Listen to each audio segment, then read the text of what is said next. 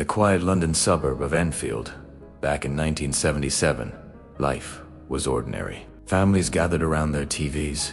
The world felt predictable, and faith in the everyday was unshakable. But inside one modest house on Green Street, that ordinary world was about to shatter. What happened next would become one of the most documented and debated cases in modern history. A story that questions not just what happened in one family's home, but how we decide what to believe. It all started with a sound no one could explain.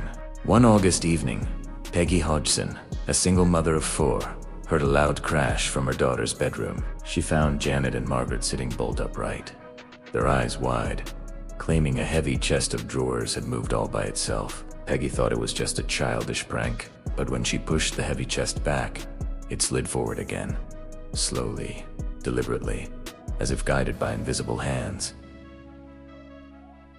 She froze. Her daughter started to cry, and what began as a strange noise turned into a phenomenon that would soon capture the world's attention.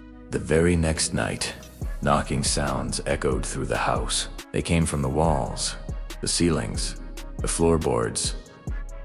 Desperate, Peggy called the police. When the officers arrived, they heard the knocks too rhythmic, almost like a conversation. One officer later testified she saw a chair slide several inches across the floor, completely untouched. Her official report is still one of the most referenced documents in the case. But with no rational explanation, the police were powerless. They left, and the family was alone again with the unexplained. In the days that followed, things escalated dramatically. Furniture shifted on its own, toys flew through the air, and strange, guttural voices seemed to come from nowhere. Word spread like wildfire. Reporters from the Daily Mirror were the first on the scene, bringing photographer Graham Morris, who would capture one of the most iconic images in paranormal history.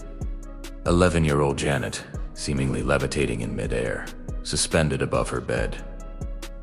The picture went viral, 1970s. Suddenly, the small house in Enfield was the center of a global fascination. But behind the headlines was a terrified family, trapped inside a story that was no longer their own. That's when the Society for Psychical Research stepped in. 2 investigators, Maurice Gross and Guy Lyon Playfair, took on the case. These weren't sensationalists. They were methodical researchers, trained to observe and record. For months, they documented everything, filling over 180 hours of tapes with recordings, witness logs, and interviews. Grass, who had recently lost his own daughter, hoped the investigation might offer proof that consciousness survives death. But the deeper he got, the more torn he became between his own hope and his professional skepticism. The investigators set up microphones and cameras, trying to find a pattern. Sometimes, the knocks seemed to answer their questions.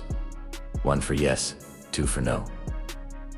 Other times, objects would be thrown across the room when no one was near. Then, the focus shifted to Janet. She began speaking in a low, gravelly voice, claiming to be a man named Bill, who had died in the house years before. Audio recordings captured this voice, and speech experts later concluded it would be nearly impossible for a young girl to produce such a sound without damaging her vocal cords. But skeptics pointed out that children can be incredible mimics, especially when under stress. The investigation became less about what was happening, and more about who to believe. By winter, the public was completely divided. Some accused the Hodgsons of faking it all for attention or money, even though the family never earned a penny from their ordeal. Others believed the disturbances were real but misunderstood, maybe a form of poltergeist activity linked to emotional turmoil. Psychologists suggested that children's own minds could be unconsciously influencing physically manifesting their fear and grief. For some, it was just science waiting for an explanation. For others, it was undeniable proof of something beyond our understanding. Television networks descended on the house. Crews filmed interviews, broadcasting footage of Janet speaking in that chilling, deep voice, her face eerily calm. During one BBC visit, their own high-tech recording equipment, malfunctioned tapes, were mysteriously erased and camera lenses fogged up, adding even more fuel to the fire. Yet, every expert who entered that house left with a different conclusion. Electrical engineers found no faults. Psychiatrists found no clear evidence of deception. Even the priests who visited left uncertain, offering prayers more out of caution than conviction. For the Hodgson family, life became a nightmare. Crowds gathered outside, reporters camped on their doorstep, and neighbors whispered theories ranging from fraud to demonic possession. The children were relentlessly teased at school, and the media storm destroyed any sense of peace they had left. Then, almost as suddenly as it began, the activity started to fade. By 1979, the knocks, the voices, and the flying objects had mostly stopped. The family tried to move on, but the memories and the questions would haunt them forever. But the story didn't end there. The Enfield case became a mirror, reflecting a deep cultural divide between science and belief, skepticism and faith. Decades later, documentaries, books, and even a major Hollywood movie revisited the story, each adding new layers of speculation and reigniting the debate. But beneath all the retellings, the original questions remained. What really happened on Green Street, and why did it affect so many people so differently? Looking back, some historians see the case not as a haunting, but as a phenomenon of its time. The 1970s in Britain were a period of social upheaval and economic anxiety. The Enfield story, they argue, captured a collective need to find meaning in chaos. Others view it as a lesson in media ethics, how journalism can turn private suffering into a public spectacle, blurring the line between reporting and entertainment. More recent forensic analysis of the original audio tapes found inconsistencies, moments where Janet's voice seems layered, suggesting possible mimicry. But even these findings couldn't fully explain the sheer emotional weight of the case.